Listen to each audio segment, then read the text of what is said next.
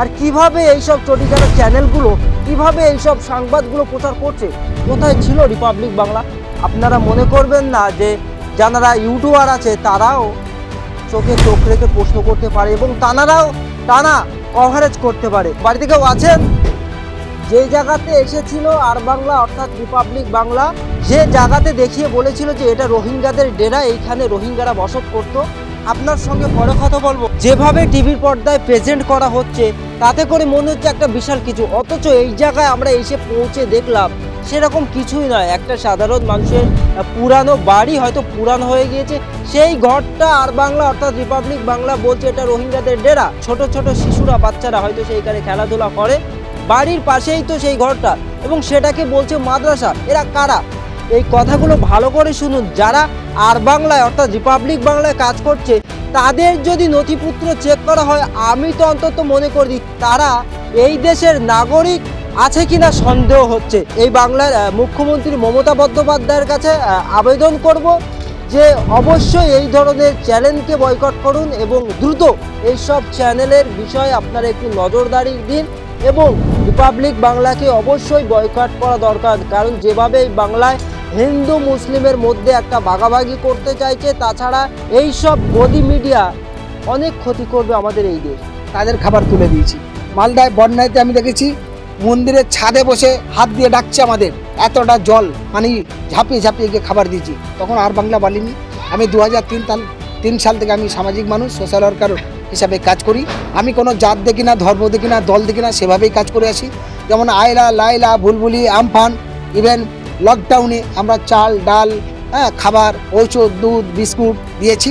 তার সাথে সাথে আমফানে প্রবল ঝড়ে আমরা প্রচুর মানুষের তিরপলও দিয়েছি, অনেকের ওষুধ কেনার পয়সাও দিয়েছি। এবার বলতে পারে তোমার কাছে এত পাহাড় পরিমাণ টাকা কোথায় আছে? না, পাহাড় পরিমাণ টাকা নয়। আমরা যেমন এই রোহিঙ্গাদের সাহায্য করার জন্য বিভিন্ন জায়গায় আমরা প্রকাশ্য পুলিশের অনুমতি নিয়ে বিভিন্ন জায়গায় সভা করেছি। সবাইতে পরিষ্কার বলেছি, দেখুন এই অসহায় মানুষগুলো, এত বড় পৃথিবী, তারা তো একটা প্রাণী, তারা তো একটা মানুষ, এই মানুষগুলো বাঁচার মতো জায়গা থাকবে না? আমরা মানুষ হিসাবে ভগবান আল্লাহ ঈশ্বর গড বলছে অসহায় মানুষের সাহায্য করো, ক্ষুধার্ত মানুষের একটু খাবার দাও, জল পিপাসু মানুষের একটু জল দাও, পানি দাও, একটু বস্ত্রহীন মানুষের একটু বস্ত্র দাও। সেই বিবেক সাড়া দিয়ে আমরা প্রকাশ্য মাইকে বলেছি। মানুষ যে যা পেরেছে, কেউ চাল, কেউ টাকা, কেউ পয়সা, কেউ ইত্যাদি, কেউ জ্বালানি দিয়ে, হাঁড়ি বাসন বাটি দিয়ে সবাই সাহায্য করে। 10-এর লাঠি 1-এর বছর, সেইভাবে আমরা সারা জীবন মানুষের হয়ে কাজ করে আসি। এই যে আপনার পিছনে যেটা আছে বলছে মাদ্রাসা, এটা খারিজি মাদ্রাসার নাম করে আর বাংলা মিথ্যা অপপ্রচার করেছে। এটা একটা ঘর, এই ঘরটায় বাচ্চারা পড়াশোনা করতো, বাংলা, আরবি, ইংলিশ 3 রকম ভাষায় ওদেরকে শেখানো হতো, পড়ানো হতো। এবার এখানে ওই বললাম আমাদের অসহায় বাচ্চাগুলোকে এখানে থাকতো, এই বাচ্চাগুলোর এখানেই পড়াশোনা করানো হতো। উনি বারবার বলছে এটা কি? আমি বললাম এটা বলা যেতে পারে একটা স্কুল, কলেজ, মানে কোচিং সেন্টারের মতো বলা যেতে পারে, মক্তব। কারণ যেহেতু আমরা যেখানে এরকম টেম্পোরারিভাবে পড়াই সেখানে মক্তব বলে, তো আমরা সেই হিসাবে এখানে পড়িয়েছি তাদের। এর মধ্যে অন্য কিছু নয়। ও খালি বারবার ঘুরিয়ে একটা কথা বলছে, খারিজি মাদ্রাসা, খারিজি মাদ্রাসা। আলাম আপনি খারিজি বলুন আর যাই বলুন, বলতে পারেন, এটা আপনাদের ভাষা, কিন্তু আমাদের ভাষা তা নয়।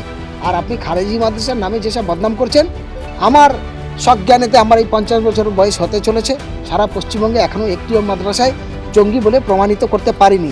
একটিও মাদ্রাসার কোনো ছাত্র কোনোদিন জঙ্গি প্রশিক্ষণ পায়নি। যদি পেত প্রমাণ করুক। কোনোদিন কোনো হিন্দু, কোনো দলিত, কোনো আদিবাসীর কারোর গালাগালি করেছে, কাউকে রাস্তায় ধরে কুপিয়েছে, মেরেছে, তার কেড়ে নিয়েছে? কিন্তু অসংখ্য RSS বিজেপির নেতৃত্বে একদম সচকে পরিষ্কার আফতাজুলকে যেমন গাঁইতা দিয়ে কুপিয়ে কুপিয়ে খুন করেছে, সাবির মল্লিককে তেমন পিটিয়ে মেরেছে, রফিককে তেমন ভ্যানে বেঁধে পিটিয়ে মেরেছে, এবং অসংখ্য এই ঘটনা ঘটছে।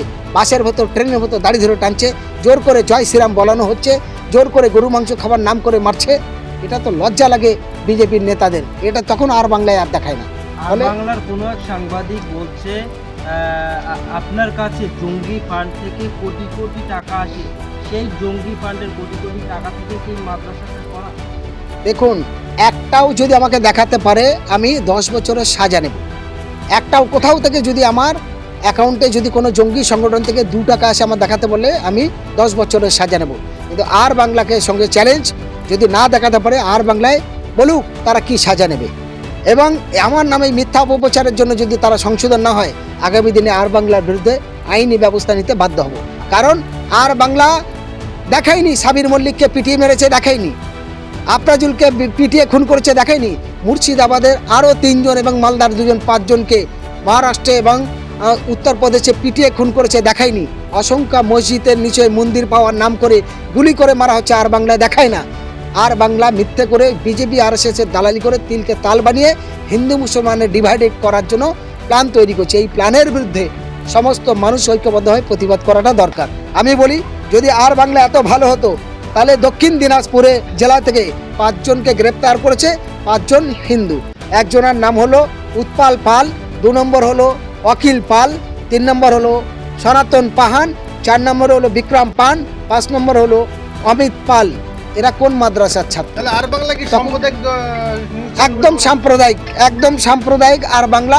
সেই সাম্প্রদায়িক মনোবৃত্তি নিয়ে আমি বলবো আপনারা সঠিকটা, সংবাদ মাধ্যম সবাই খারাপ নয়, প্রত্যেকটা ইউটিউব থেকে শুরু করে ছোট বড় বিভিন্ন পেপার পত্রিকা সংবাদ মাধ্যমে মানুষ তাকিয়ে থাকে যে অজানা জিনিসগুলো জানবো, সঠিক খবরগুলো বুঝতে পারবো, সেই জন্য তো সংবাদ মাধ্যম। কিন্তু দুর্ভাগ্যের বিষয়টা সংবাদ মাধ্যমের নামে একটা ধরনের জঙ্গি তৈরি করছে আর মানুষের মনে বিষ ঢুকিয়ে হিন্দু মুসলমানকে ভাগ